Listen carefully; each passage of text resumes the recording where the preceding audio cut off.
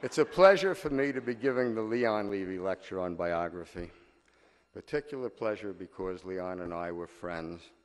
I still remember when I didn't know him, before I'd ever met him, suddenly the telephone rang and it was someone named Leon Levy. I did not, I have to say at that moment, knew who he was. And he said, "Have you read Henry Kissinger's PhD thesis on Prince Metternich?" I said I hadn't. He said, "Well, if I send it to you, can we have lunch and discuss it?" At that lunch, I realized this guy really knows history. He really knows biography. So when I heard that Shelby was establishing a biography center in Leon's honor, I thought, oh, perfect. So it's a great pleasure to be here giving a lecture named for him this evening. I have to share this pleasure with the team of researchers who have helped me on all my books. It's a rather small team, actually.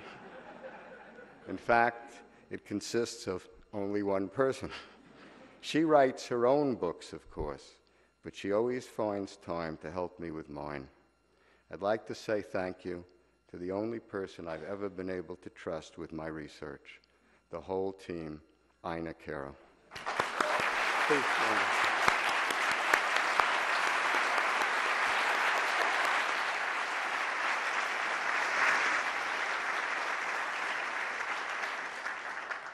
The aspect of biography I want to talk about this evening is something that, in my opinion, is too seldom talked about when we talk about biography: giving the reader a sense of place. By a sense of place, I mean letting the reader see in his mind's eye the physical setting in which a book's action is occurring, letting the reader see it clearly enough so that he feels as if he was there, in that place, while the action is occurring, to see it as if he was there himself, and therefore the scene becomes more vivid, more real to him. I feel that for a book to endure, that sense, the sense of place, must be present. The greatest of books, the books that we feel are great because we never forget them, because in a way they become part of ourselves. The greatest of books are the books with places you can see in your mind's eye. The deck of the Pequod while the barefoot sailors are hauling the parts of a whale aboard to melt them down for oil. The battlefield at Borodino as Napoleon, looking down from a hillside on his mighty imperial guard, has to decide whether to wave them forward into battle.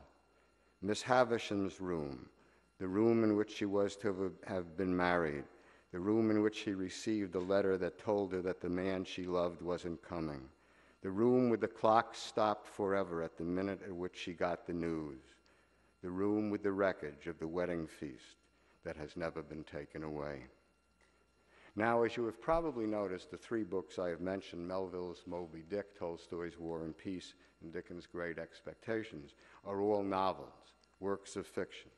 It is commonly accepted in the world of literature that a sense of place is important, vital, in fact, if a work of fiction is to endure. It goes without saying. I think a sense of place is just as important in nonfiction.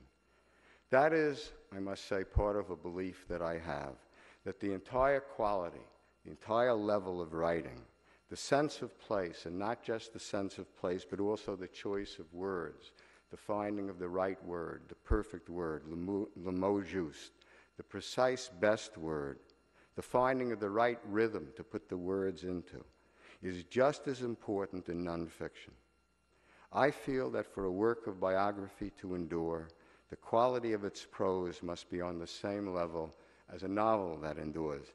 Every so often, I have to say, I find myself wondering if this belief of mine is correct. So a couple of summers ago, I did the following thing. I took the long historical novel, War and Peace, which I considered most like a long historical work of nonfiction, and I took Gibbon's Decline and Fall of the Roman Empire. And I read a few chapters of War and Peace, and then I read a chunk of the Decline and Fall, then a few chapters of War and Peace, and then a few chapters in Gibbon.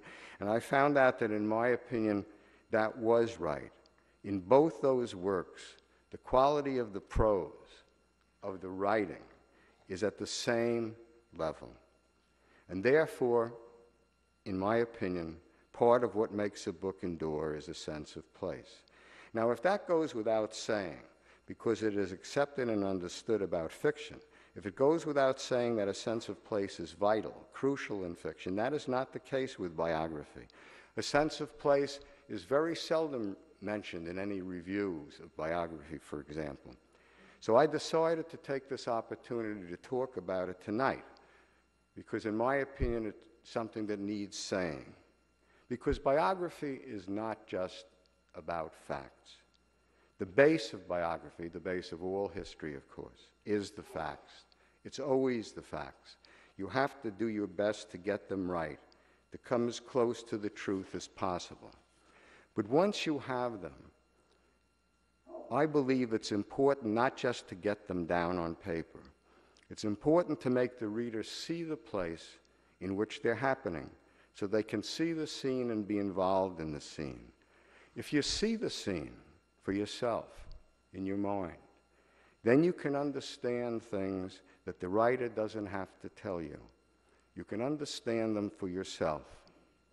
What's one thing? Well, since places evoke emotions in people when they are in them, of course they evoke the emotions in the people I am writing about, in Robert Moses or Lyndon Johnson, or for that matter, Al Smith or Sam Rayburn or Richard Russell. Therefore, if you can describe truly enough the setting in which a scene takes place, and if you have previously described the character truly enough, the reader will better understand the emotions that the place evoked in that character. If the place is important enough in the character's life, if on the most basic level he spent enough time in it, was brought up in it, for example, or presided over it, or exercised power in it, if the place, that setting, played a crucial role in shaping the character's feelings, drives, and motivations, his insecurities and securities, then by describing the place well enough, the author will have succeeded in bringing the reader closer to an understanding of the character without giving him a lecture, will have made the reader therefore not just understand, but empathize with the character, will have made the reader's understanding more vivid, deeper than a lecture would do. In the case of Lyndon Johnson, two settings played a role in understanding him, in understanding his role in history, in understanding how he came to power and how he wielded power. Two places. The place he came from, the Texas Hill Country, and the place he came to when he was still a very young man, Capitol Hill. The first place was really hard for me to understand. As you can probably tell from my accent, I'm a New Yorker. I've spent my whole life here, basically, in these crowded streets, crowded halls with theaters, cultural events, lively conversation all the time. To some extent, I understand that world. But when I started doing the Johnson book, there used to be like a 9:30 plane every morning, and some mornings I'd be in New York, in that world. I'd take the plane, you'd fly to Austin.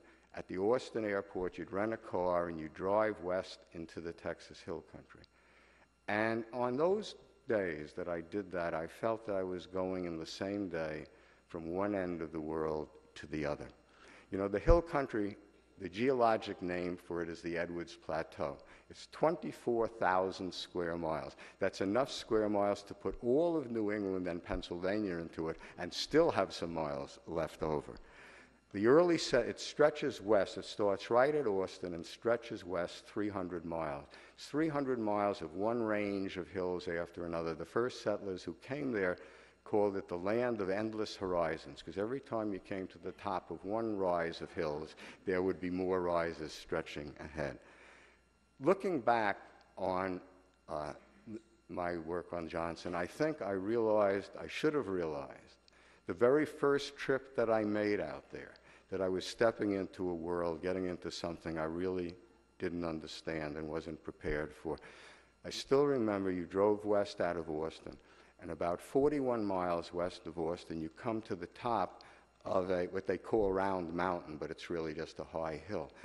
And as I came to the top of that, Suddenly there was something in front of me that made me pull over to the side of the road and get out of the car and look at what I was seeing. Because what I was seeing was something I had never seen before.